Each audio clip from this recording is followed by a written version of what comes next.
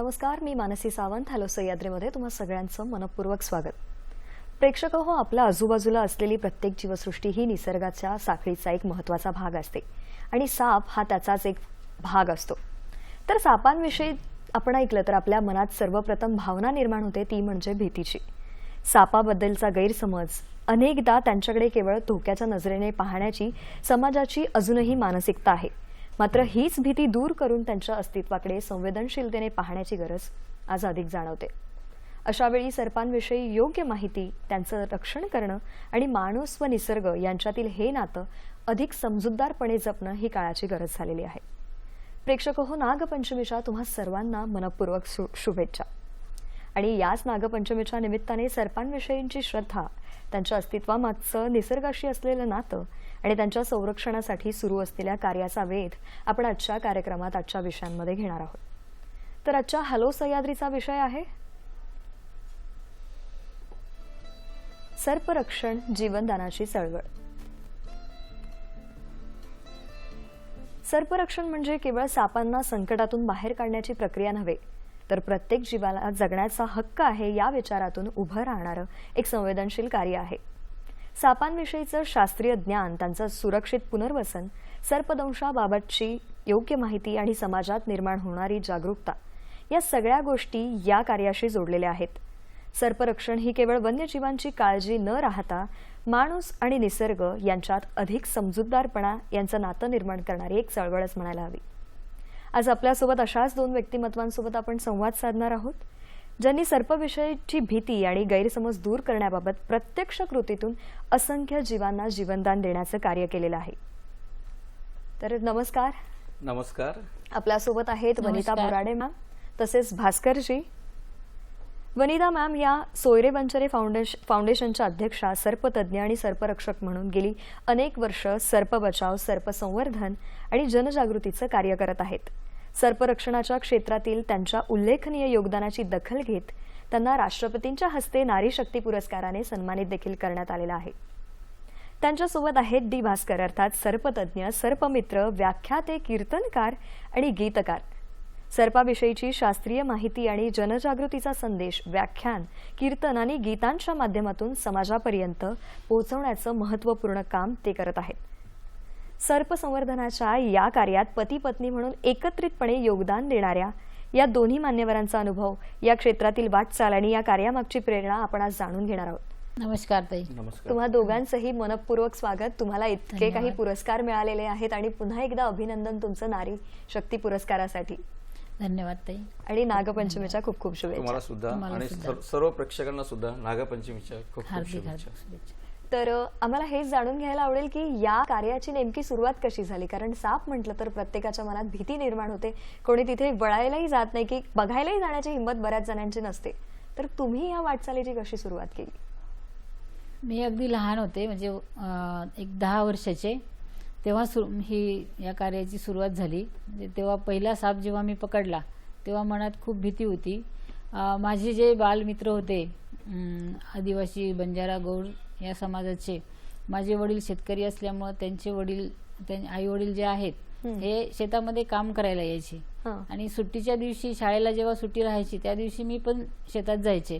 मग शेतात जाऊन काय करायचं, तर जे माझ्या वयाची जी मुलं होती त्यांच्यासोबत आम्ही खेळायचो शेतामध्ये. आणि मग त्यांच्यासोबत नदीमध्ये उड्या घालणे, त्यानंतर जी झाडावर चढणे, प्राण्यांच्या मागे पळणे. आणि ते त्यांचं होतं की पाण्यात काम करायची ती दिवसभर आणि गेल्यानंतर पाण्यामध्ये मासे पकडायला जाळे टाकायचे आणि घरी येताना मग ते जाळे काढून, मासे काढून घेऊन यायचे. तर मग त्यांचा हा पण उपक्रम, त्यात पण मी सहभागी व्हायचे की जाळ्यातली मासे काढून घेणे आणि टोपलीत टाकणे आणि मग संध्याकाळी घरी येणे. मग असं करत असताना माझ्या असं लक्षात आलं की जे त्यांची मुलं किंवा त्यांची आई वडील आहेत, ती मासे काढताना जे पाण्यातली साप आहेत ते सुद्धा ते सहजपणे हातात पकडत होते आणि पाण्यामध्ये सोडून द्यायची. ते तर असं करताना मला ते आश्चर्य वाटायचं की गावात साप निघले की हे किती घाबरतात. खूप पूर्ण गाव गोळा होतं. त्या सापाला मारा मारा, काठी घ्या, हो. शोधाशोध होते. एक खूप मोठं संकट घरावर आल्यासारखं सर्वांना असं वाटतं. हो. आणि इथं हे साप, पाण्यातली साप जे आहेत हे सहजपणे सोडून पकडून पाण्यात सोडतात आणि अगदी हाताने. हो. मग अशा वेळेस मला ते खूप विशेष वाटायचं की यांना हा साप चावत पण नाही आणि त्यांचं म्हणणं आहे की हा साप चावला तर काही होत पण नाही. मग एक दोन वेळा, बऱ्याच वेळेला मी नेहमी असं लहानपणी बघत होते. त्यांचं मनात भीती पण होती खूप सापांबद्दल. घरामध्ये खूप, गावामध्ये असं वातावरण बघितलेलं होतं. आणि एक दिवस ते मासे पकडत असताना तो माझ्या हातात सुद्धा तो पाण्यातला साप आला. अरे बापरे. हा, आणि मी मनात खूप भीती अशी, आणि पण हे कसं पकडतात म्हणून मी पण मग त्याला पकडलं आणि पाण्यात सोडून दिलं. मला सुद्धा चावला नाही. त्यामुळं मला आणखी ती उत्सुकता वाढली की हा साप चावत नाही. गावामध्ये खूप हे होतो, गोंधळ होतो. मग असं करत करत मग शेतात आले की तो नेहमीच माझा पण उद्योग सुरू झाला. इतर ऍक्टिव्हिटीज सोबत सापांना, माशांना पकडणे, पाण्यात सोडणे, मासे पकडून घेणे, टोपलीत टाकणे त्यांच्या. आणि मग कधीतरी असं वाटायचं की हे या प्राण्यांना पकडतात, मारतात, खातात. मग ते मनाला कुठंतरी असं, कारण आमच्या घरामध्ये माझे वडील वारकरी असल्यामुळं सगळं धार्मिक, आध्यात्मिक वातावरण होतं. आणि हे कुठलंही हे घरामध्ये चालत नव्हतं, खानपान वगैरे. मग मला पण ते आवडत नव्हतं असं. मग त्या माझे जे मित्र होते किंवा जे मुलं होते त्यांना मी सांगत होते की हे असं तुम्ही नेहमी खाता, नेहमी प्राण्यांना मारता, तर मग हे तुम्हाला असं चुकीचं वाटत नाही का? ते म्हणे नाही, आमचं हे आता बालपणापासून आम्हाला ती सवय आहे. पण म्हटलं हे चुकीचं आहे. कुठला प्राणी मारून खाणं हे चुकीचं आहे. तर तुम्ही शाकाहार घ्या. त्यामध्ये त्यांना मग मी जेव्हा शेतामध्ये जायचे तर काही खाऊ पण सोबत घेऊन जायचे. आणि शेतामध्ये आम्ही भजन सारखं एक की 2 दगड घ्यायचे हातामध्ये, टाळ म्हणून ते वाजवायचे आणि असे खेळत होतो. तर एक दिवस काय झालं परत की माझे वडील सुद्धा शेतात होते. बैल होते त्यांच्यासोबत आणि त्या बैलांना पाणी पाजायचं होतं. आणि आम्ही आधीच नदीवर खेळत होतो. खेळता खेळता काय त्या वडिलांच्या असं लक्षात आलं की आज हे मासे पकडत आहेत आणि आजच्या दिवशी एकादशी आहे, उपवासाचा दिवस आहे. आणि या दिवशी सुद्धा हे मासे पकडणं यांचा हे सुरूच आहे रोजच्या प्रमाणे. पण वडील म्हणत आता माझ्या समोरचा विषय आहे म्हणून ते ज्यांनी मासे पकडले होते त्यांना ते म्हटले की हे बघ, आज आहे ना एकादशी आहे, तू हे मासे पकडू नको आणि विकू नको, कारण आज हे जीव घेणं हे पाप आहे. तो म्हणे नाही, माझा रोजचा उद्योग आहे, मी हे पकडणार, मासे विकणार नाही तर मग खाऊ काय. माझे वडील मग ठीक आहे, तुझा रोजचा व्यवसाय आहे, रोजचा विषय वेगळा असतो, परंतु आज आहे ना एकादशीमुळे तू, मी सांगतोय ना म्हणून तू आता ते नेऊच नको, ते जे पकडलेले आहेत ते तू पाण्यात सोडून दे. मग तो त्याला पण थोडासा नाराज झाला तो आणि थोडं रागामध्ये बोलल्यासारखं. मग ठीक आहे म्हणजे मी सोडून देतो, पण मग तुम्ही मला याचं जे माझं नुकसान होणार आहे हे नुकसान भरून द्या. हा, मग वडील पण ठीक आहे, आज माझा आहे धार्मिकचा विषय, मला ते तू मासे मारलेले आवडत नाहीये आणि तुला आहे व्यवसाय, म्हणून तुझं नुकसान मी होऊ देणार नाही. हे घे, माझ्या खिशात जेवढे सध्या पैसे आहेत हे तू घे. आणि त्याला ते पैसे दिले आणि ते मासे सोडायला सांगितलं. मग जे टोपलीत मासे होते ते आम्ही सगळे मिळून सोडायला सुरुवात केली. अगदी त्याला जीवदान मिळतंय म्हटल्यानंतर आम्हाला पण मजा वाटायला लागली. त्यांची जी मुलं होती, काही आम्ही पण, आणि वडील साईडला उभे होते बैलांना घेऊन. मग असं करत असताना टोपलीतले मासे तर आम्ही ताबडतोब सोडून दिले, पण जी जाळ्यामध्ये अडकलेली माशी होती ती काढायची होती. आणि त्या काढताना मग साईडला असा एक, आमचं लक्षच नाही कोणाचं, एक मोठा साप आमच्या साईडला होता पाण्यामध्येच. तो पोहत पोहत आला आणि ते मासे असे मी काढत होते, पटकन तो एकदम हातावर चढला. अरे बापरे. हा, आणि मग पाहून एकदम सर्व घाबरले. सर्वांना भीती वाटली, कारण तेव्हा साप विषारी आहे का बिनविषारी हे पण आम्हाला कोणालाच तेवढं माहित माहित नव्हतं, नव्हतं. मला पण माहित नव्हतं. मग भीतीमुळं सगळे ओरडायला लागले, साप साप साप, हाताला गुंडाळा, काय करायचं काय नाही, मारता पण येत नव्हतं हातात असल्यामुळं. पण मी एकदम शांत होते, कारण आधी मी साप, जे पाण्यातले साप हाताळलेले असल्यामुळं म्हटलं तो जसा साप आहे हा पण साप आहे, हो, त्याला आपण भीत नाही तर मग याला काय आता घाबरायचं. हा हो. घाबरायचं. म्हणून मग मी शांत होते आणि मग हात मी असा थोडा वर घेतला. हो, तो एका हाताला आधी गुंडाळलेला होता, मग तो दुसऱ्या हातावर आला, असं दोन्ही हाताला त्यांनी गुंडाळून घेतलं. मग मी उठले आणि हळूहळू मग थोडं आणखी खोल पाण्यामध्ये गेले आणि त्या पाण्यात खाली हात केले आणि त्या सोडून साप दिला. जीवनदान दिलं. स्वतःहून गेला. हा, तो पाण्यामध्ये निघून गेला. मग असं करताना मग वडील काय म्हटले की बघ म्हणे, आधी तर त्यांना आश्चर्य वाटलं की इतका मोठा साप तुझ्या हाताला गुंडाळला आणि तू अजिबात घाबरत नाहीये. हो, तर म्हटलं असं नाही, मी आधी साप पकडलेले आहेत यांच्यासोबत, हे जे पाण्यातली साप आहे त्या आधी वडिलांना माहित नव्हतं की मी साप अच्छा. पकडते किंवा इथं शेतात येऊन काय करते करते. यांच्यासोबत. मग त्या दिवशी त्यांना कळलं की हिने यापूर्वी साप पकडलेले आणि यामुळे ही घाबरली नाही. तरी पण ते म्हटले की ठीक आहे, तू पाण्यातले साप हाताळले, परंतु हा तर मोठा साप होता ना, हा चावला असता तर काय झालं असतं. नाही म्हणत, मी आज हे एकादशीचा दिवस आहे आणि आपण या मास्यांना जीवदान दिलं, हो, त्यामुळं देवानी तुला जीवदान दिलं. म्हणजे वा. आपण जर दुसऱ्याचा जीव वाचवला चला, हो, तर देव आपला पण जीव वाचवतो. आपल्यावर जे संकट येतं त्याचं ते रक्षण करतात. नक्की. म्हणून चांगल्या गोष्टीचा जे हे आहे हो, उद्देश, तो चांगलाच निघतो. म्हणून मग जे वडिलांनी जेव्हा त्यावेळेला ते बोललेत, तर मग त्या गोष्टीचा माझ्या मनावर थोडा परिणाम झाला की एक तर लहान होते आणि चांगल्या गोष्टींनी चांगलंच होते, हो, या गोष्टीमुळं मग मी नेहमीच, मग त्यांना माहीत झालं, मग गावात पण साप निघले की मग पकडायला जायचं, ते काळजीपूर्वक पकडायचे, असं मग सुरू झालं. परंतु तेव्हा माहित नव्हतं की बाबा हा साप कसा पकडायचा किंवा तो कसा हाताळायचा. हो, पण जे आणि कोणी मार्गदर्शन करणारं पण नव्हतं. हो, आणि एक मुलगी, परत मुलगी म्हटल्यामुळं मग बरेच वेगळी प्रश्न काळजी असते, उभे हो. राहतात. त्यामुळं घरचे लोक बरेच विरोध पण करायचे की ही मुलगी आहे, दुसऱ्याच्या घरी जाणार आहे, हिचं लग्न होणार आहे, हिच्याशी कोणी लग्न करणार नाही, असे बरेच त्यांचे प्रश्न असायचे. हो, परंतु मग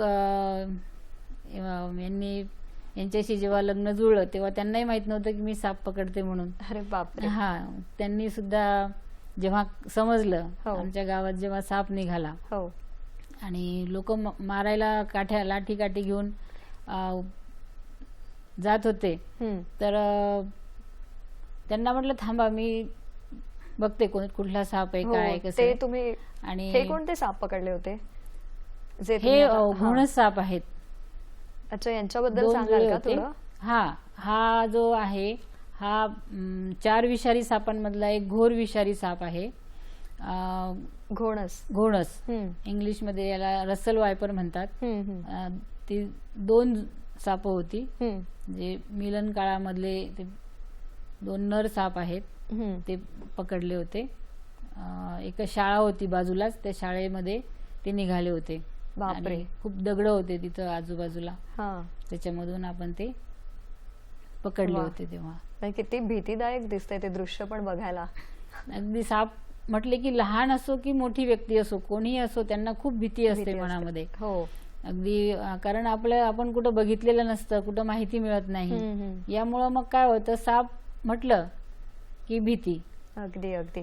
एकंदरीत तुमच्या बालपणापासूनच म्हणजे वयाच्या 10व्या वर्षापासून तुम्हाला ही साप पकडण्याची किंवा ती सवय लागली किंवा ते डेअरिंग तुमच्याकडे आलं आणि तुम्ही दोघेही इतकं मोलाचं कार्य करताय, अर्थात सर्प संवर्धन सुरू आहे. तर या आज नागपंचमीच्या निमित्ताने मला तुम्हाला एक प्रश्न विचारावा असं वाटतोय की आपल्या संस्कृतीत नागाचं असलेलं स्थान किंवा त्या परंपरेबद्दल तुम्ही काय सांगाल? तुम्हाला एक सर्पतज्ञ म्हणून काय वाटतं? Yes, sir. नमस्कार. नमस्कार. रामकृष्ण हरी. आपली भारतीय संस्कृती ही मुळातच वर्ण संस्कृती आहे आणि या आपल्या संस्कृतीमध्ये अगदी भगवान राम, भगवान कृष्ण जरी असतील तरी ते कुठेतरी ऋषींच्या आश्रमात गेले वनामध्ये गेले आणि तिथे त्यांनी जीवनाचे धडे घेतलेत. हम्म. त्यामुळे आपण जे सगळे प्राणी आहोत, माऊली ज्ञानेश्वरांनी म्हटलंय महाराष्ट्र ही संतभूमी आहे, वृक्षवल्ली आम्हा सोयरे वनचरे, संत तुकारामांचा अभंग आहे. हो. पक्षी ही सुस्वरे आळविती, येणे सुखे रुचे एकांताचा वास, नाही गुणदोष अंगायत, आकाश मंडप धरत्री आसन, रमे तेथे मन क्रीडा करी. हम्म. त्यामुळे आपल्या आजूबाजूला जेवढे जीवन सहचर आहेत हे आपले बांधव आहेत. हम्म. म्हणजे संत ज्ञानेश्वरांच्या या तुकारामांच्या विचारापासून जर आपण बघितलं हो. तर माऊली ज्ञानेश्वर आणि तुकाराम महाराज या दोघांनी खूप भर दिलेला आहे. हो. कशावर? निसर्ग संवर्धनावर, सृष्टी संवर्धनावर. अर्थात. कारण आपण प्राणी आहोत. प्राणी म्हणजे काय? जे प्राणवायूवर जिवंत राहतात ते प्राणी. प्राणी. आणि प्राणवायू कोण देतं? वृक्ष देतात. हम्म. वृक्ष माझी माता, वृक्ष माझी पिता, बहीण बंधू चुलता वृक्ष माझा. हम्म. मग आपण त्यांच्याकडनं प्राणवायू घेतो म्हणून आपण जिवंत राहतो. मग आजूबाजूला आपल्या इतकाच या भूतलावर चराचर सगळ्या प्राण्यांचा हक्क आहे. हो. सर्वांना सुद्धा ते सुद्धा आपल्या जीवनाचे जीवन सहचर आहेत. हो. म्हणूनच आपल्या आजूबाजूच्या या सर्व प्राणी जगताचं संरक्षण करणं आपलं राष्ट्रीय कर्तव्य आहे. आपली मानवतेच्या भूमिकेतून विचार केला तर ते सुद्धा आपल्या कुटुंबाचे एक घटक आहेत. हो, वसुधैव कुटुंबकम आपले जीवन सहचर आहेत. म्हणूनच कुठेतरी या प्राण्यांचं संवर्धन व्हावं, संरक्षण व्हावं या उदात्त हेतूने आपल्या ऋषी संस्कृतीने, वन संस्कृतीने त्यांच्याबद्दलची आदराची भावना आपल्या मनामध्ये निर्माण केली. हो. अमंत्रम अक्षरम नास्ती, नास्ती मूलम अनौषधी, अयोग्यो पुरुषो नास्ती, योजकस तत्र दुर्लभा. या भूतलावर उगवलेलं प्रत्येक झाड हे वनस्पती गुणतत्वांनी, औषधी गुणतत्वांनी युक्त आहे. वनस्पती या भूतलावर जन्माला आलेला सगळा प्रत्येक प्राणी हा त्याच्या नैसर्गिक आणि कुठेतरी जीवनाच्या मूलभूत गोष्टींचा जर विचार केला तर कुठेतरी तो एकच आहे. त्याच्यामध्ये आणि आपल्यामध्ये एकच भावना आहे. बरोबर. म्हणून तो सुद्धा लायकी संपन्न आहे. हो. म्हणून या भूतलावरच्या प्रत्येक गोष्टीचं संरक्षण, संवर्धन व्हावं या उद्देशाने सण, वार, उत्सव हे सगळे लावलेले आहेत. आणि म्हणूनच नागपंचमी हा जो सण आहे या सणाला महाराष्ट्रामध्ये आणि महाराष्ट्राच्या बाहेर सुद्धा खूप महत्व आहे. त्याचं कारण असं आहे की आपली धारणा आहे की आधांतरी हे झुले नभांगण, शेष फणावर धरणी, अवघी भगवंताची करणी असं म्हटलं गेलेलं आहे. तर आपण जर बघितलं नुसतं हिंदूच नाही, इतर धार्मिक लोकांमध्ये सुद्धा नागाबद्दल, सापांबद्दल विशेष आदर आहे. भगवान विष्णू जे ते नागाच्या आसनावर पोहोडलेले, शेषशाही विष्णू असं त्यांना म्हणतात, नारायण असं म्हणतात. त्यानंतर शिवजींच्या गळ्यामध्ये नाग आहे. इतकंच काय, महावीर जैनांच्या पाठीमागे सुद्धा, पार्श्वनाथ जैनांच्या पाठीमागे नागाचा फणा आहे.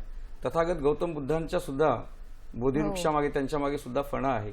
ते या सापाबद्दल प्रत्येक धर्मामध्ये आदराची, पूज्यत्वाची आणि आपुलकीची भावना आहे.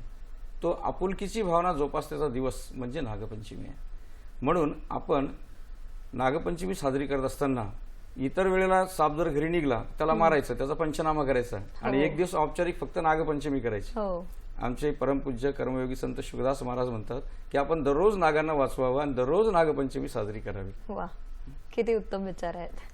पण नागपंचमीच्या पूजेबद्दल तुम्ही काय सांगाल? कारण बऱ्याच ठिकाणी असं म्हटलं जातं की नागाला किंवा त्या सापाला दूध दिलं जातं किंवा त्याच्याने त्याचा दुधाने त्याचा अभिषेक केला जातो किंवा दूध पाजलं जातं. याबद्दल काय सांगाल? खरंच साप, नाग दूध पितात का? सगळे जे साप आहेत, नुसतं नागच नाही, सगळे साप हे शुद्ध मांसाहारी आहेत. उंदीर, सरडे, पाली आणि बेडूक हे खाण्यासाठी ते मानवी परिसराच्या आजूबाजूला येतात. साप हा एक सरपटणारा वन्यजीव आहे. त्याला दुधाबद्दल अजिबात आकर्षण नाही, कारण त्याच्या आईमध्ये दूध निर्माण करण्याची क्षमता नाही. ते अंडज जीव आहेत. अंडज, स्वेदज, घ्राणज आणि उद्बीज अशा जीवाच्या निर्मितीच्या 4 जीवखाणी आहेत. तर अंड्यातून आलेला प्रत्येक जीव हा एकदम तंदुरुस्त असतो. पक्षी जर सोडले तर हर्पटॉलॉजिकल अॅनिमल मध्ये जेवढेही प्राणी आहेत, मग कासवी, सरडे किंवा आपल्या साप यांची जी अंडी आहेत, त्या अंड्यातून आलेले प्रत्येक पिल्ल हे त्यांच्या आईवडिलांना इतके सक्षम असतात, त्यांच्यावर ते निर्भर नसतात. त्यामुळे त्यांना आईवडिलांबद्दल ओढ नसते. त्यामुळे आता त्यांना निसर्गतः दुधाबद्दल ओढ नाही, त्यांचं ते खाद्य नाही. परंतु गारोडी, मदारी लोकांनी लोकांच्या धार्मिक ज्या भावना आहेत त्याचा गैरफायदा घेण्यासाठी त्या सापांना उपाशी ठेवलं आणि पाणी समजून त्यांना दूध पाजलं. परंतु त्याच्या शरीरामध्ये दूध पचवण्याची ठेवण नसल्यामुळे त्याला ते डिहायड्रेट होतं, डिडायजेस्ट होतं आणि त्यामुळे त्याला असंख्य आजार होतात. अन्ननलिका, श्वासनलिका सापाची एकाच नलिकाकार शरीरात आहे. चुकून ते अन्न त्याच्या अन्ननलिकेत न जाता दूध श्वासनलिकेत गेलं, त्याला ठसका बसतो. त्याच्या फुफ्फुसांना इन्फेक्शन होतं आणि बँक्रोनिमोनिया नावाचा कॅन्सर होतो. सापाला दूध पचवता येत नाही. सापासाठी दूध हे विष आहे, त्यामुळे त्याला दूध दिलं नाही पाहिजे. तो निसर्गतः त्याचा आहारच नाहीये, त्यामुळे बळजबरी त्याला दूध पाजणे हा त्याच्यावर अन्याय होईल. त्याची ओढच नाहीये. त्यामुळे सापाचा आहार जो आहे तो आहे उंदीर, सरडे, पाली आणि बेडूक. मानवी परिसराच्या आजूबाजूला उंदीर असतात, बेडूक असतात, सरडे असतात, पाली असतात आणि ह्यांच्या शोधार्थ, अन्नाच्या शोधार्थ साप मानवी परिसरामध्ये येतो. आता सापाला त्याच्या अंगावर दुग्धाभिषेक करावा किंवा वरून दूध पाजावं हे फार भयंकर कृत्य आहे. त्यामुळे आपल्याला सर्पदंश होऊ शकेल. आमची ही जी दिनदर्शिका आहे यामध्ये आपण या सगळ्या गोष्टींचा समाचार घेतलाय. याच्यामध्ये आपण लिहिलंय विषारी सापांची नावे 4, घोणस, फुरसे, नागमण्यार. तर हे चारीच्या चारी विषारी साप फक्त त्यांचं भक्ष्य शोधण्यासाठी आपल्या घराच्या आजूबाजूला येतात. म्हणून आजकाल चटकन लोकांना अभ्यास करता यावा, वाचता यावं म्हणून या चारी विषारी सापांबद्दल आपण संपूर्ण माहिती यामध्ये दिली की हा जो घोणस आहे जगातील क्रमांक 1चा विषारी साप. याचे विषदंत 1 सेंटीमीटर लांब असतात आणि हा जर चावला तर रक्तसंस्थेवर दुष्परिणाम करतो. याचं विष हे अत्यंत वेदनादायी असल्यामुळे अंगावर फोड येतात. म्हणून हा जो घोणस साप आहे हा ओळखणं अत्यंत गरजेचं आहे, कारण हा एका वेळेला 1 नव्हे, 2 नव्हे, 3 नव्हे, 50 ते 100 अंडी जे आहेत ते पोटामध्ये उभवतो आणि पिलांना जन्म देतो. हा प्रत्यक्ष पिलांना जन्म देणारा साप आहे. मात्र हा जारज नाही, हा सुद्धा अंडज आहे. याला गर्भाशय नाही, अंडाशयच आहे मादीला. आता जो आपण साप बघितला, 2 जे साप पकडले, तर लोक आम्हाला कधी कधी म्हणतात की आमच्या शेतात मिलन सुरू आहे, साप डान्स करतायत आणि त्यांचा लाग लागलाय काही ग्रामीण भागामध्ये. तर ते त्यामध्ये मादी साप नसतो, ते दोन्ही नर असतात. मादी कुठेतरी बिळात बसलेली असते, तिच्यासाठी यांचं युद्ध सुरू असतं. शक्तिशाली नर दुसऱ्या नराला परतून लावत असतो. जेव्हा त्यांचं युद्ध करून करून ते थकतात तेव्हा ते अनैसर्गिक पद्धतीने तुम्हाला ते मिलन दिसतंय. त्यामध्ये मादी ही समाविष्ट नसते. सापाचं मिलन हे जमिनीच्या खाली होते. साप हे शीतरक्ताचे प्राणी आहेत आणि एकदा मिलन केलं की सगळे शुक्रजंतू मादी नराचे ओढून घेते, साठवून ठेवते आणि प्रत्येक रेनी सीझनला म्हणजे वर्षा ऋतूला आपल्या पोटात जी अंड्याची माळ आहे तिच्यावर ते पसरवून तिच्या क्षमतेप्रमाणे अंडे फलित करते आणि त्यांची पोटातल्या पोटात वाढ होते. मग काही अंडे बाहेर सोडते किंवा काही मोठे जाडजूड साप असले तर पोटामध्येच अंड्यांचं फलन करून पिल्लं बाहेर येतात. तिला पुन्हा नराची गरज पडत नाही. त्यामुळे एखादी मादी खूप दिवस बिळामध्ये राहिली, तिला अन्न खायला मिळालं नाही, तर तिच्यासोबत मिलनासाठी आलेला जो साप असेल त्याचं काम झाल्यावर ती मादी त्याला गिळंकृत करते आणि स्वतःचा थकवा भागवते. आणि लोक म्हणतात नर मारला की मादी बदला घेते, मादी मारली की नर बदला घेतो. आपण कितीतरी कथा, कादंबऱ्या, धर्मग्रंथ, चित्रपट या विषयावर पाहिले आहेत. हे धादांत खोट आहे. साप नर आणि मादी एकत्र राहत नाहीत, समूह जीवन जगत नाहीत, त्यांच्यामध्ये कुठलीही अशी पती पत्नीची भावना नाही, ते मुलाबाळांची काळजी घेत नाहीत. एकटा जीव सदाशिव, आयत्या बिळात नागोबा. त्यामुळे सापांचं मिलन जमिनीच्या खाली होतं, असं उघड्यावर होत नाही. मादी जेव्हा मिलनोत्सुक काळ असतो तेव्हा एक विशिष्ट प्रकारचा द्रव सोडते, तो धुलीकणांमार्फत नर साप आपल्या जिभेवर ग्रहण करतात. जिथे कुठे बसलेले असतात तिथं वातावरणात जे धुळीकण असतात त्याच्यावर तो जीभ ही असं एक संवेदनशील अवयव आहे. त्याच्यावर तो सगळे धुलीकण गोळा करतो आणि ठरवतो की माझी मादी कुठे बसली आहे, माझं भक्ष्य कुठे आहे, अंधार कुठे आहे, गारवा कुठे आहे. कारण साप हा शीतरक्ताचा प्राणी आहे, त्याला गारवा पाहिजे. 33 डिग्री सेल्सिअस तापमानाच्या वर साप जिवंत राहत नाही, त्यामुळे त्याला कुठेतरी गारव्याला बसायचं असतं. म्हणून तो त्याच्या जीवनाच्या संघर्षामध्ये आपल्यापर्यंत येतो, भक्ष्यासाठी येतो. आपल्याला चावायला येत नाही, आपल्याशी वैरत्व करायला येत नाही किंवा आपल्याकडनं पूजा करून घेण्यासाठी सुद्धा येत नाही. बरोबर. आता आपण एक म्हणाल की मग साप हा जो विविध देवांसोबत दिसतो, देवतांसोबत दिसतो, याचं काय कारण आहे? तर आपली भारतीय संस्कृती ही निसर्ग पूजक आहे. आपण सगळेच्या सगळे जीवनाचे सहचर असलेल्या प्राणी मात्रांबद्दल दयाभाव ठेवतो. त्यामुळे काय होतं की प्रत्येक देवासोबत एक एक प्राणी आहे. देवीसोबत सिंह आहे, शारदेसोबत मोर आहे, लक्ष्मी मातेसोबत सुद्धा पक्षी आहेत. त्यानंतर आमच्या शिवजींच्या गळ्यामध्ये साप आहे. एवढंच काय, नंदी पण आहेत, आहे का नाही? आता आपले गणरायांचं आगमन होणार आहे, ते सुद्धा, त्यांचं सुद्धा वाहन मूषक आहे. या प्रत्येक प्राण्यांना सोबत ठेवण्याचं कारणच असं आहे की जर देवी देवतांनी प्राण्यांवर दया केली, त्यांना सोबत ठेवलं, तर आपण त्यांना का मारावं? आपण सुद्धा त्यांना सांभाळलं पाहिजे. हा त्यामागचा मूळ उद्देश आहे. बरोबर. सर, आपल्याला एक कॉल आलेला आहे सिन्नर वरून, रुपेश गुजराती. नमस्कार सर. हॅलो. हा मॅडम, मी रुपेश गुजराती बोलतो, नाशिक, सिन्नर जिल्हा नाशिक इथून. माझा प्रश्न असा आहे की सर्पदंशावर जितकेही औषध मेडिसिन असतात ते अजून सर्वसामान्यांना, ग्रामीण भागातल्या शेतकरी वर्गाला माहिती नसतात. तर याची जर परवानगी प्रत्येक मेडिकल मध्ये प्रत्येक ठिकाणी मिळण्यासाठी जर उपलब्ध केली तर बराचसा वेळ वाचतो. कारण आता हल्ली या घटना खूप होत आहे. आता मध्यंतरी आता परवा गडचिरोलीला याची घटना घडली. तर सर्वसामान्यांना याचं जर जनजागृती केली, ज्ञान दिलं गेलं तर ते पटकन ते औषध जवळून आणून जीव वाचवू शकता. कारण हल्ली काय झालं, ग्रामीण भागातील लोक अंधश्रद्धेकडे प्रवृत्त होतात आणि मग काहीतरी वेगळेच उपचार करत बसतात. त्यात फार वेळ निघतो. तर त्या दृष्टीने काहीतरी सर काही प्रकाश टाकतील का? आणि दुसरी गोष्ट, याची व्हॅक्सिन येते का? ती येण्यासाठी जास्तीत जास्त स्तरावर लवकर प्रयत्न हवे. आणि हा कॉमन आजार झालाय आता सर्वसामान्य शेतकऱ्यांच्या दृष्टीने. याबद्दल माहिती हवी. नक्की. आमचं कामच मुळी ते आहे. यासाठीच आपण सोयरे वनचरे फाउंडेशनची स्थापना केली आहे. सर्प संरक्षण, संवर्धन, संशोधन आणि जनजागृती या मुद्द्यांवर आम्ही काम करतो. तर लोकांना साप चावल्यानंतर काय करावं आणि काय करू नये याची संपूर्ण माहिती आपण या दिनदर्शिकेत दिली आहे. ह्या महाराष्ट्रातील प्रत्येक जिल्ह्यामध्ये पोहोचवल्या आहेत. आपल्याला जो प्रश्न विचारला आपल्या प्रेक्षकांनी, त्यांचा विचारण्याचा उद्देश असा आहे की ते म्हणतायत की सापांवरचं जे औषध आहे हे तुम्ही खासगी दवाखान्यांना सुद्धा विकायला परवानगी द्या किंवा ते मेडिकलमध्ये उपलब्ध करा. सध्या आपण जे अँटीस्नेक वेनम आहे ते सरकारतर्फे फक्त सरकारी दवाखान्यामध्ये उपलब्ध करून ठेवलंय. आणि सरकारी दवाखान्यामध्ये साप चावल्यानंतर जी उपचार करायची पद्धत आहे ती पूर्णतः मोफत आहे. ज्याला कोणाला साप चावेल किंवा चावला असेल त्याला एका शांत वाहनात बसवायचं, रिक्षामध्ये बसवायचं. हाताला साप चावला असेल दंडाला पट्टी बांधायची, पायाला साप चावला तर मांडीला पट्टी बांधायची, मात्र पाठीला पोटाला साप चावला तर गळ्याला पट्टी बांधायची नाही. त्याला शांत बसवायचं आणि दवाखान्यात घेऊन जायचं. तिथे गेल्यानंतर अँटीस्नेक वेनम ही प्रत्येक छोट्यातल्या छोट्या अगदी पीएससीला सुद्धा कंपल्सरी केलेली आहे आणि मोठ्या प्रमाणात उपलब्ध करून दिले. फक्त जनजागृतीच्या अभावामुळे लोकांना हे माहिती नाही. उपलब्ध करून देण्याचं पण कारण आहे. कारण स्नेक बाईट हे शेतामध्ये गोरगरिबांना होतात आणि त्यांची परिस्थिती नसते की ते खूप मोठा पैसा खर्च करून उपचार घेतील म्हणून. त्यांना ते मोफत उपचार मिळावे म्हणून खरं म्हणजे सरकारी दवाखान्यामधनं हे औषध दिलं जातं. आता हे बऱ्यापैकी सगळ्याच जिल्ह्यांमध्ये उपलब्ध आहे की? पूर्ण संपूर्ण महाराष्ट्रात उपलब्ध आहे. आणि सगळ्यात महत्वाची गोष्ट अशी की आता जी गडचिरोलीला घटना घडली त्यामध्ये ज्या विद्यार्थिनींचा दुर्दैवी मृत्यू झाला, खरं तर यापूर्वी 1 महिना आधीच आम्ही महाराष्ट्र शासनाला शालेय पाठ्यपुस्तक अभ्यासक्रमामध्ये सापांची माहिती समाविष्ट करावी म्हणून अगदी तारांकित प्रश्नांच्या माध्यमातून हा प्रश्न उचलला अधिवेशनामध्ये आणि विनंती सुद्धा केली, त्याचे प्रस्ताव सुद्धा दिलेत. आणि सुदैवाने त्याला सकारात्मक आम्हाला प्रतिसादही मिळाला. कारण सापाची भीती आपल्याला का वाटते? कारण साप हा शालेय शिक्षणाचा भाग कधी झालाच नाही. शाळा विद्यालयामधून आपण आम्हाला सापाबद्दल शास्त्रीय माहिती आणि वैज्ञानिक माहिती दिली नाही. त्यामुळे कितीही मोठी व्यक्ती असेल तर त्याला सापाची भीती वाटते.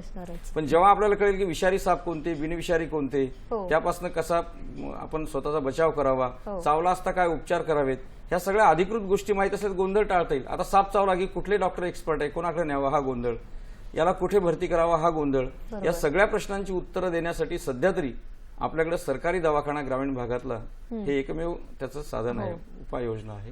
म्हणून ज्याला कोणाला साप चावला असेल त्याला सरकारी दवाखान्यात घेऊन जावं. निःशुल्क उपचार होतात.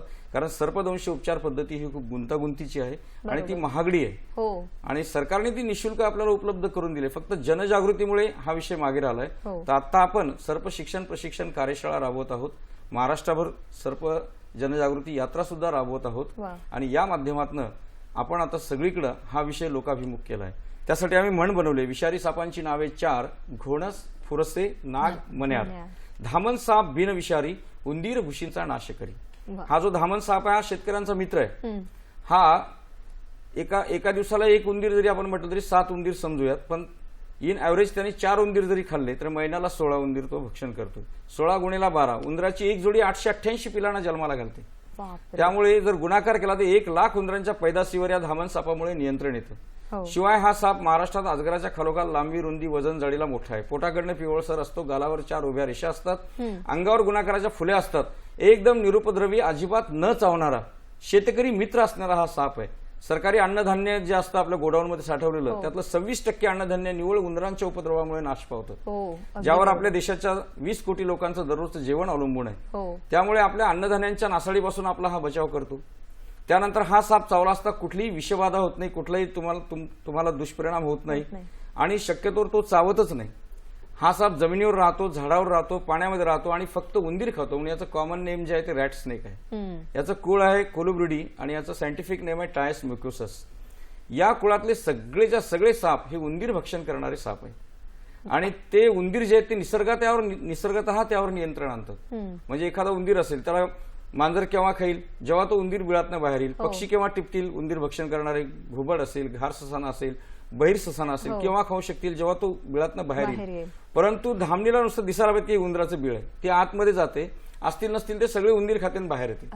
म्हणून शेतकऱ्यांनी शेतामध्ये धामण पाळली पाहिजे असं आम्ही आमच्या जनजागरण यात्रेमध्ये सांगत होतो. आता त्याला चांगला सकारात्मक प्रतिसाद मिळतोय. लोक म्हणतात अहो धामण तर आमचा मित्र आहे, जंगलात नेऊन कशाला सोडता, आमच्या शेतात धामणी आणून सोडा, आमच्या धान्यांचं रक्षण होईल. कारण उन्हाळ्यात जेव्हा ते नांगरणी करतात तेव्हा त्याच्यामध्ये खूप साऱ्या गव्हाच्या ओंब्या सापडतात, काही कंच सापडतात खाली, त्याच्यामध्ये धान्य सापडतं, ते उंदरांनी कुठं कुठं नेऊन पेरलेलं असतं. त्यानंतर खेड्यापाड्यातली जी घरं आहेत मातीची, त्यात याच्या घरातलं धान्य त्याच्या घरात, त्याच्या घरातलं धान्य या घरात, सगळ्या भिंती पोकळ करून ठेवल्यात उंदरांनी. आज हायवेज बनवले. आम्ही साप पकडायला गेलो, एक भिंत फोडली की 2 भिंती पाडाव्या लागतात, तो साप मिळत नाही.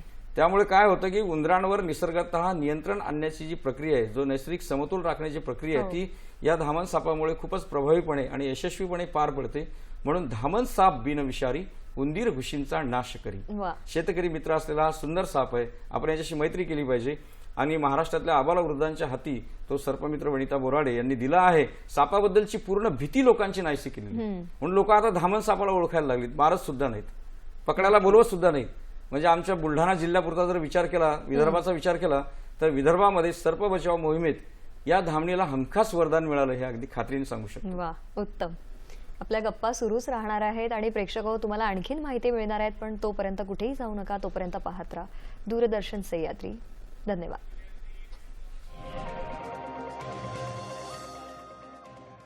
नमस्कार, हॅलो सह्याद्रीमध्ये तुमचं पुन्हा एकदा मनपूर्वक स्वागत. मॅम, तुम्ही आम्हाला सांगा की तुमचा एक्सपिरियन्स कसा होता? तर तुम्ही लहानपणीच ती प्रेरणा मिळाली तुम्हाला, तुमच्या वडिलांनी तुम्हाला ते प्रशिक्षण दिलं किंवा अनावधानाने त्यांना कळालं की तुमच्यात इतकं डेअरिंग आहे, पण तुम्ही हा निर्धास्त म्हणजे निश्चय कसा केलात की तुम्हाला यामध्येच करिअर करायचंय किंवा पुढे जाऊन या गोष्टींमध्येच किंवा हे कार्य कंटिन्यू करायचं आहे?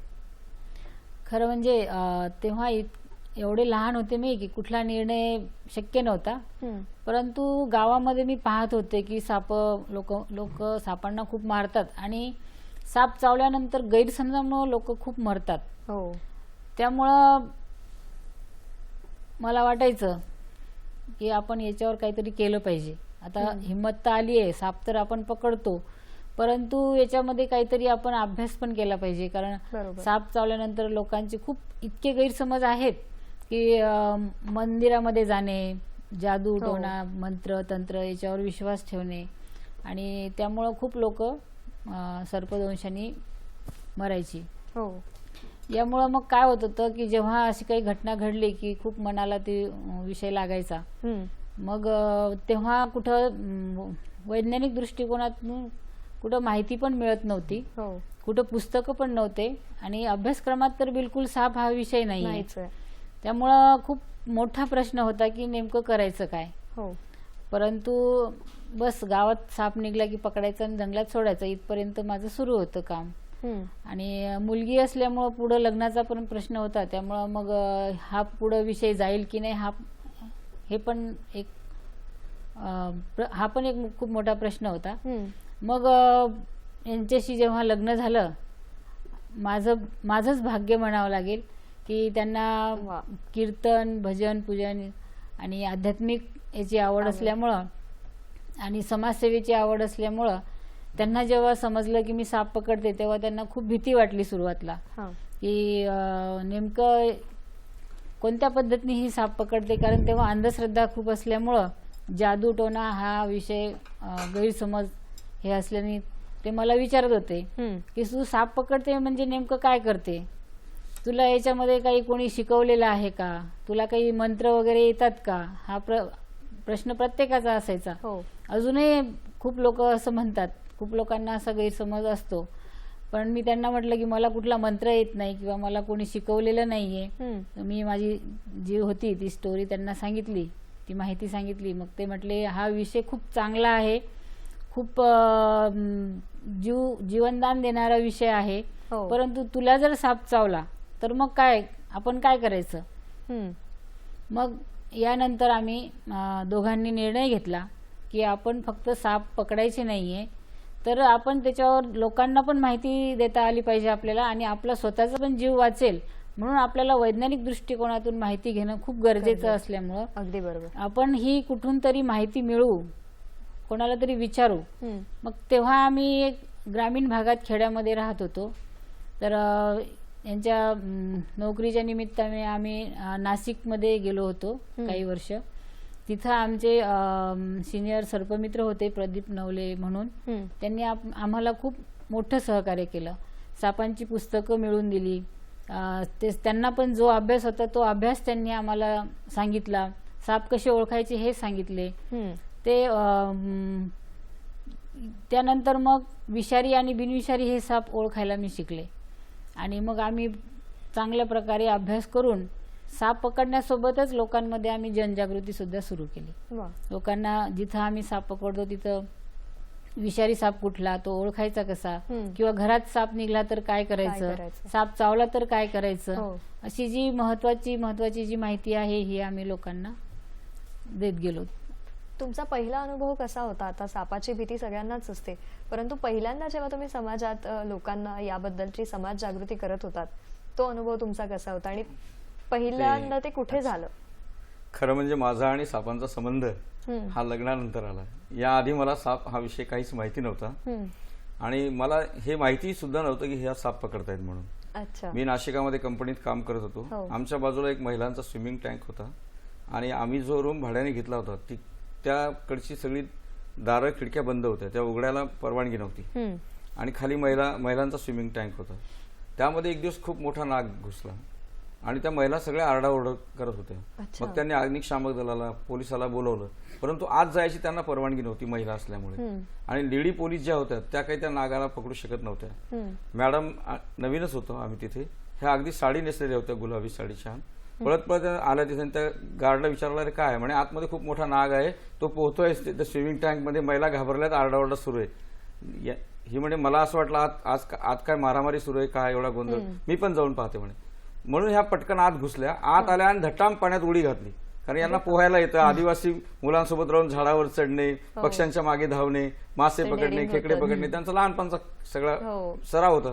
ह्या आतमध्ये गेल्या आणि त्या नागाच्या अंगावर तो, त्यांच्या हातात दुसरं काहीच नव्हतं, त्या हातात नाग पकडून घेतल्या, बाहेर आल्या. तो अगदी फणाकडून फुसफुस करायचा. यांनी तो ओल्या पदरामध्ये गुंडाळला नाग साडीच्या. आणि बाहेर आल्यावर हे महिलांची गर्दी, सर्वांची गर्दी. आणि मग त्यांनी टेबलवर ठेवला आणि त्यांचा पहिला फोटो तेव्हा निघाला. तो एका मोठ्या सकाळ वृत्तपत्रामध्ये आला दुसऱ्या दिवशी. आणि मग मला कळलं की हा आपल्या बायकोचा फोटो छापून आलाय. सगळीकडे कौतुक सुरू झालं आणि मी संकटात पडलोय की बाबा हे ना असं कसं काय केलंय. मग म्हटलं हे तू कसं काय साप पकडू शकला. मग तिने सगळे सांगितलं की आमच्या घरी मी असं करीत होते. मग म्हटलं अरे बापरे, हा विषय खूप गंभीर आहे. एखाद दिवशी मी कंपनीत जाईल, तू कुठेतरी गाडीवर बसून जाशील, कुठेतरी साप पकडशील आणि मध्येच तुला दंशला त्याने सोडून दिलं तर मग काय करायचं. आधी याचा अभ्यास केला पाहिजे, शिकलं पाहिजे. मग आम्ही आमच्या महाराष्ट्रातील जे ज्येष्ठ सर्पतज्ञ आहेत त्यांची मदत घेतली.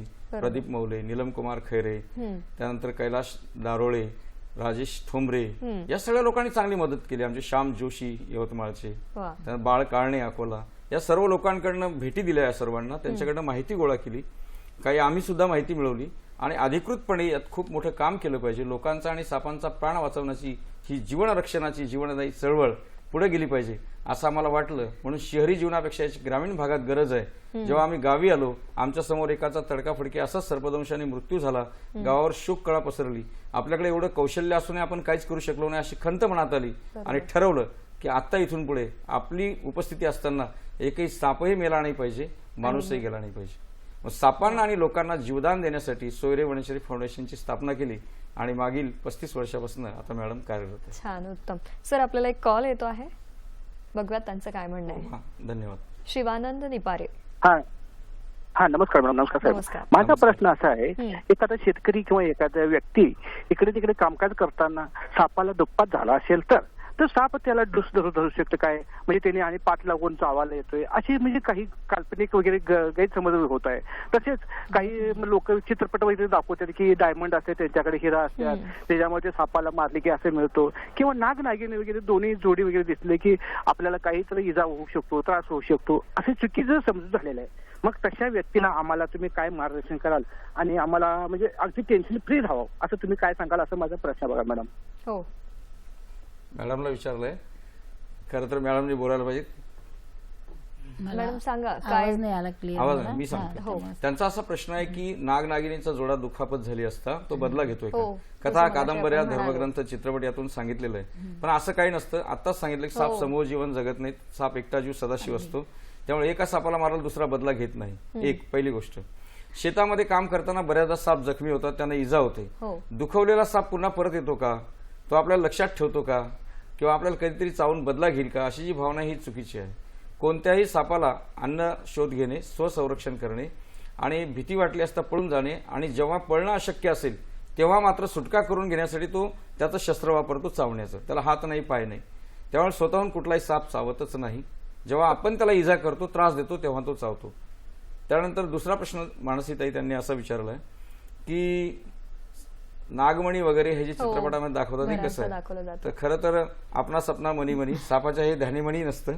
त्याचं अन्न आहे पाली, सरडे, बेडूक आणि उंदीर, छोटे छोटे पक्षी किंवा काही साप सापांना खाऊन जिवंत राहतात. आणि या सगळ्या गोष्टी त्यांना निसर्गात मोफत मिळतात. त्यासाठी कुठे काही देणं घेणं करावं लागत नाही. त्यामुळे कुठलाही साप धनाच्या शोधार्थ भटकत नाही. जुन्या काळामध्ये जे आक्रमण आपल्यावर व्हायची तेव्हा बँकांची सुविधा नव्हती, म्हणून शेतामध्ये धन कुठेतरी एका झाडाखाली पुरून ठेवायचे. तिथे एक महादेवाचे पिंड करायचे, ओटा करायचे, त्याच्या खाली चांगली सावली, देवाला जे अन्न पदार्थ लोक अर्पण करायचे ते खायला उंदरांना मिळायचे. त्यामुळे ओट्याखाली उंदीर बिळ करून थांबायचे. मग तिथे साप त्या शेतातले यायचे गारव्याला आणि उंदीर भक्षण करायला. मग त्यामुळे महादेवाच्या पिंडीवर आम्हाला नाग दिसलाय, कारण तिथे सदैव कुठल्या ना कुठल्या सापाचा आदिवास असायचा. त्यामुळे इथे काहीतरी धनाचा हंडा खाली आहे किंवा खूप मोठं धन पुरलेलं आहे, किंवा जेव्हा जेव्हा शेतामध्ये असे काही कामं करत लोक असायचे तेव्हा लोकांनी हे गैरसमज पसरवलेत. नक्की. आता तुमच्या आधीच्या मुद्द्यावरून मला एक विचारावं असं वाटतंय की साप हा बदला घेत नाही, पण बऱ्याचदा असं ऐकायला मिळालंय की साप एकदा का आपल्याला पाहतो तो त्याच्यानंतर तो आपला पाठलाग करतो, मग शेतात दिसलेला साप घरापर्यंत पोहोचतो, असे बऱ्याचदा किस्से ऐकायला मिळालेले आहेत. म्हणजे आम्ही सुद्धा आमच्या लहानपणापासून ऐकले. तर यावर तुमचं काय मत आहे? खरं सापाला जर असा बदला घेता आला असता तर फार चांगलं झालं असतं. आपण आपल्या शत्रू राष्ट्रांकडे एक एक ट्रूप बनवून पाठवून दिसते सापाची, आहे का नाही? परंतु असं होत नाही. का मी आधीच सांगलं, साप हा एकटा राहतो, परंतु एक घुणस साप 100 पिलांना जन्माला घालतो. त्यामुळे काय होतं की आपण एक पकडून जरी नेला किंवा एखादा कोणी मारून जरी टाकला तरी नवीन जो येणारा साप असतो तो एकाच दिवशी एकाच वेळेला अंड्यातनं सगळी 100 पिल्लं बाहेर येतात. त्यामुळे दिसताना काय होतं, ते एक सारखी रंगसंगती, वय, वजन, उंची, जाडी सारखीच असते. त्यामुळे आपण हे ओळखू शकत नाही की काल पाहिलेला साप हा तोच होता.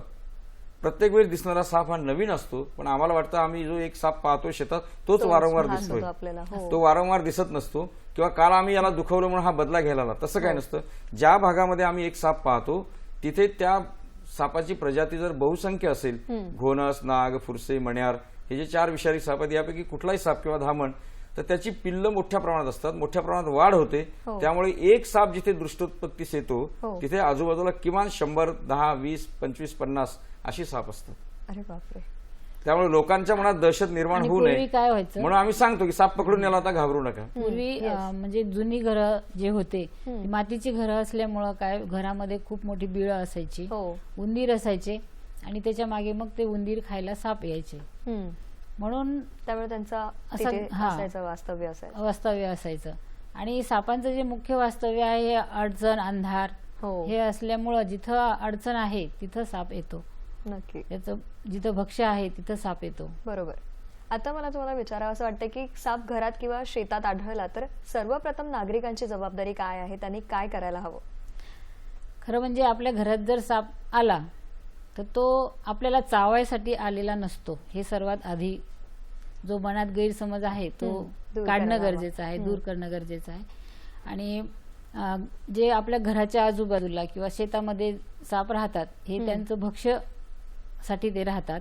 घरामध्ये सुद्धा साप येतात, ते त्यांचं भक्ष्य खाण्यासाठी येतात. उंदीर, पाली, बेडूक, सरडे हे त्यांचं मुख्य खाद्य असतं.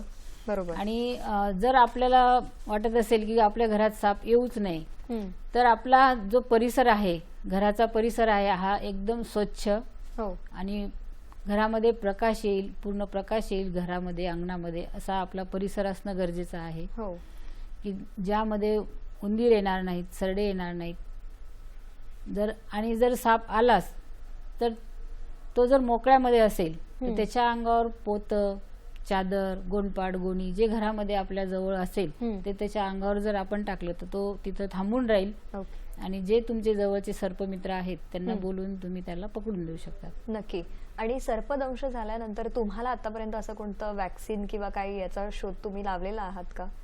हो, किंवा त्याबद्दल आम्हाला जाणून घ्यायला आवडेल. फारच चांगली गोष्ट आहे. आम्ही 3 पातळींवर काम करतो. सर्प संरक्षण, ज्यामध्ये आतापर्यंत वनिताताईंनी 51,000 साप पकडून जंगलात सोडलेत वा. आणि हे याचा विश्वविक्रम आहे. हो. त्यांची जगात नोंद झाली. आणि एवढंच नव्हे तर आता 71,000चा त्यांचा रेकॉर्ड जो आहे तो डिक्लेअर झाल्यामुळे गिनीज बुक ऑफ वर्ल्ड रेकॉर्डने त्यांना जगातील पहिली महिला सर्परक्षक हा बहुमान दिलाय. त्यामुळे संरक्षण करताना निशुल्कपणे आम्ही ते रात्र असो दिवस असो काही असो जाऊन लोकांच्या घरातील वस्तीतील साप पकडतो. पाण्यामध्ये पडलेले विहिरीतले साप सुद्धा पकडतो. लोकांना असं वाटतं ही विहीर दूषित होईल, याच्यामध्ये विष होईल म्हणून ते विहिरीतले साप तर लोक पकडायला सांगतात. नाही, शेतातल्या विहिरीत कोणी पाणीच पिणार नाही. हो. त्यानंतर एखाद्या पाईपमध्ये साप अटकलेला असेल तर मजूर शेतावर कामाला येत नाहीत. एकदा का साप बघितला मोठाच्या मोठा त्यांना दहशत बसते. म्हणून आम्ही काय करतो की सर्प संरक्षण संवर्धनामध्ये जे आजारी साप आहेत, जखमी साप आहेत, त्यांची आपण काळजी घेतो. नष्टप्राय होत जाणाऱ्या जातींवर मॅडमने आतापर्यंत कृत्रिमरित्या अंडे उभवण्याचं तंत्र शोधून काढलंय. त्यामुळे असंख्य सापांच्या प्रजाती आपण पुनश्च निर्माण करतो आहोत ज्या नष्टप्राय होत चालल्या. आणि आता आपण जो प्रश्न विचारलाय मानसी दीदी, हा सर्वांच्या जीवन रक्षणाचा प्रश्न आहे. खूप महत्वाचा प्रश्न आहे की सापांवर तुम्ही काही लस वगैरे संशोधित करता आहात काय? आतापर्यंत साप चावल्यानंतर कोणतं औषध द्यायचं ते उपलब्ध आहे. अँटी स्नेक वेनम, त्याला सर्प प्रति लस असं म्हणतात, जे सरकारी दवाखान्यांमध्ये निशुल्क दिलं जातं, मोफत उपलब्ध आहे. परंतु साप चावल्यावर त्यातही डॉक्टरांना सापाची लक्षणं नीट ओळखता आली पाहिजेत. कुठला साप आहे, कुठल्या जातीचा आहे, विषारी आहे की बिनविषारी आहे. आणि बऱ्याचदा अतिविलंबामुळे किंवा लक्षणं उशिरा उमटल्यामुळे गुंतागुंत वाढते आणि मग कधी कधी ती लस देऊनही उपयोग होत नाही. बरोबर. आणि त्यामुळे खूप लोक गतप्राण होतात. हे सगळं कसं टाळता येईल याच्यावर जेव्हा आम्ही विचार केला तेव्हा सर्प संशोधन हा जो आमचा तिसरा मुद्दा आहे, या मुद्द्यावर काम करायला सुरुवात झाली. आणि पहिला प्रबंध मॅडमने लिहिला, तो बाहेर पाठवल्यानंतर आम्ही जेव्हा पहिला प्रबंध पाठवला त्याच्यावर प्रतिक्रिया मागवली. प्रतिक्रिया चांगली आली. मग त्यांना आम्ही म्हटलं आम्ही याच्यावर संशोधन करू शकतो का? ते म्हणे तुमची पीएचडी नाही, तुम्ही आधी पीएचडी घ्या मग संशोधन करा. मग आता याच्यावर काय करणार म्हणून आम्ही तो बाहेर पाठवला WHO ला. त्यांनी तो मंजूर केला. त्या लोकांनी संपर्क केल्यानंतर मग आपल्या सरकारने सुद्धा ICMR जे मेडिकल क्षेत्रामध्ये जे आपण औषध निर्माण महामंडळ जे त्यांनी आम्हाला गांभीर्याने घेतलं आणि मग थोडासा प्रवास सुरू झाला. मग काही शास्त्रज्ञांनी चांगली मदत केली, ज्यामध्ये आमचे नगरकर साहेब आहेत, ते आमचे मार्गदर्शक आहेत, त्यांनी खूप चांगली मदत केली. पेटंट प्रक्रिया कशी असावी, तुम्ही संशोधन कसं करावं, ट्रायल कशी घ्यावी हे समजावलं. आणि आपल्या ऋग्वेदामध्ये आयुर्वेदामध्ये हा विषय खूप चांगला आलेला आहे. म्हणून आम्ही असा निर्णय घेतला की आपल्याला व्यावसायिक पातळीवर हे करायचं नाहीये. त्याची लस तर उपलब्ध आहे. आपला मूळ मुद्दा काय आहे की लोकांना सर्पदंशाच्या भीतीतून बाहेर काढायचं. मग त्यासाठी प्रिव्हेंटिव्ह लस असणं गरजेची होती. सर्पबंध प्रतिबंधात्मक लस, सर्पदंश प्रतिबंधात्मक. मग ती साप चावायच्या आधी द्यायची आहे. म्हणून आपण असं ठरवलं की माता आणि शिशु लसीकरण मोहिमेमध्ये 7 महिन्याच्या गर्भार मातेला ही लस लागली पाहिजे आणि ती शिशुला लागली पाहिजे. म्हणजे त्याच्यामध्ये एक रोगप्रतिकारक क्षमता निर्माण होईल आणि त्याला कुठल्याही प्रकारचा विषारी साप चावला तर त्याला तडकाफडकी मृत्यू येणार नाही. तर 4 दिवसात तो कुठल्याही दवाखान्यात जाऊन उपचार करू शकेल. किंवा सरकारी दवाखान्यात त्याला 4 दिवस उशिरा जरी गेला विलंबाने तरी त्याला मृत्यू येणार नाही. म्हणून जगातील पहिलं सर्पदंश प्रतिबंधात्मक लसीचं संशोधन हे वनिता बोराडे सध्या करतायत आणि त्याला चांगला प्रतिसाद मिळतोय. अर्थात आमच्या ते शास्त्रज्ञांचं यश आहे. आमच्यासोबत एक मोठी चमू सध्या कार्यान्वित झाली आहे आणि ही लस आपण भारत सरकारला हे पेटंट निशुल्क देतो आहे. त्यानंतर अभ्यासक्रमामध्ये, शालेय अभ्यासक्रमामध्ये सापांचा विषय लागू करण्यासाठी त्यांनी जी पुस्तकं लिहिली आहेत ती सुद्धा आता गांभीर्याने घेतल्या गेली आहेत आणि त्यावरून आपण 1ली ते 4थी, 4थी ते 7वी आणि 7वी ते 12वी असा टप्प्याटप्प्याने अभ्यासक्रम लागू करण्याचा प्रयत्न करतो. खूप खूप अभिनंदन आणि शुभेच्छा. आणि मला तुमच्या आता अवॉर्ड्स बद्दल जाणून घ्यायला आवडेल की तुम्हाला पहिला अवॉर्ड कोणता मिळाला आणि कधी मिळाला? तसे तुम्हाला बरेच पुरस्कार मिळालेले आहेत. अगदी. मी जेव्हा साप सोडते तेव्हा काय होतं की आपल्यासाठी ज्या गोष्टी लिगल व्हायला पाहिजे, म्हणजे वन्यजीव कायद्यामध्ये वन्यजीव कायदा जो आहे हा खूप स्ट्रिक्ट आहे सापांबद्दलचा. 1972 सुधारित कायदा 2002 या अन्वये सापाला पकडता येत नाही, मारता येत नाही, त्याच्यासोबत फोटो घेता येत नाही. यामुळं काय होतं, जेव्हा साप आम्ही पकडून जंगलात सोडतो त्यावेळेला वन विभागाला आम्ही पत्र देतो आणि त्यामध्ये किती साप पकडले दिवसभरात हे आम्ही नमूद केलेलं असतं. मग असं करत असताना मी जेव्हा हे तुमच्या नारी शक्ती पुरस्काराबद्दल काय थोडक्यात सांगाल? हा, ते असं सांगता येईल. वर्ल्ड रेकॉर्ड झालं. पहिला सन्मान माझा इंडिया बुक ऑफ रेकॉर्डने केला 51,000 साप पकडल्याबद्दल. त्यानंतर मला वन विभागाचा छत्रपती शिवाजी महाराज वनश्री पुरस्कार मिळाला. आणि जेव्हा नारी शक्तीसाठी जेव्हा समजलं की हा पुरस्कार सुद्धा आपल्याला प्रदान करण्यात येत आहे आणि या दिवशी आपल्याला दिल्लीला बोलवणं येत आहे, तेव्हा म्हणजे आमच्या कुटुंबाला सगळ्यांनाच म्हणजे एवढा आश्चर्याचा धक्का बसला, एवढा आनंद झाला की ज्या प्राण्याला सगळे लोक घाबरतात, ज्यांना भीतात, गैरसमज अंधश्रद्धा इतक्या आहेत या प्राण्याबद्दल, त्या प्राण्यांनी आपल्याला एवढा मान सन्मान मिळवून दिला की अगदी आज केंद्र सरकारचा पुरस्कार मिळाला. तेव्हा खूप खूप आनंद वाटला. खरं म्हणजे आपण पुरस्कारासाठी काम करत नाही, आपण करतोय सापांना वाचवण्यासाठी. लोकांची सापांच्या मनातील भीती दूर व्हावी, सापांचा आणि लोकांचा प्राण वाचावा, पर्यावरणाचं संवर्धन व्हावं, संरक्षण व्हावं. कारण साप हा जैवविविधतेचा एक महत्वपूर्ण घटक आहे आणि त्याचं या सृष्टी संवर्धनामध्ये अनन्यसाधारण महत्व आहे. अगदी तो या साखळीमध्ये, अन्न साखळीमध्ये प्राण्यांच्या खूप महत्वाची भूमिका बजावतो. त्यामुळे सापांचा आणि लोकांचा प्राण वाचवण्याच्या जीवनदायी कार्याची दखल घेण्यासाठी आज मॅडमला जो सर्वोच्च महिला नागरी सन्मान आहे नारी शक्ती, हा राष्ट्रपती भवनात प्रदान करण्यात आला 2022ला माजी राष्ट्रपती रामनाथ कोविंद यांच्या हस्ते. आणि गेल्या वर्षी आपल्या विद्यमान राष्ट्रपती ज्या आहेत, महामहिम राष्ट्रपती द्रौपदी मुर्मू यांनी त्यांना बोलवलं. आणि आज आम्हाला आनंद एवढा वाटतोय की महाराष्ट्र सरकार आणि छत्रपती शिवाजी महाराज वनश्री पुरस्कार दिला. भारतीय डाक विभागाने त्यांच्या सेवा कार्याच्या सन्मानार्थ त्यांच्या छायाचित्र आणि नावासह टपाल तिकीट प्रकाशित केलंय. आणि हा प्रवास एवढ्यावर न थांबता आज WHO, नासा यांनी त्यांना सदस्यत्व दिले. उत्तम उत्तम. तुमच्या मिळालेल्या सर्व पुरस्कारांसाठी तुमचं खूप खूप अभिनंदन आणि तुमच्या या पुढच्या सोयरे वनचरे फाउंडेशनसाठी खूप खूप शुभेच्छा. मंडळी, असेच अनेक विषय घेऊन आपण पुन्हा एकदा भेटणार आहोत. आज आपण इथेच थांबतो आहोत. आशा करते की तुम्हाला सापांविषयीची भीती थोडीफार कमी झाली असेल आणि त्यांच्याबद्दलची संवेदनशीलता कमी अधिक प्रमाणात का होईना जागृत झाली असेल. तर आज आपण निरोप घेतो आहोत. धन्यवाद. धन्यवाद. धन्यवाद. थँक्यू.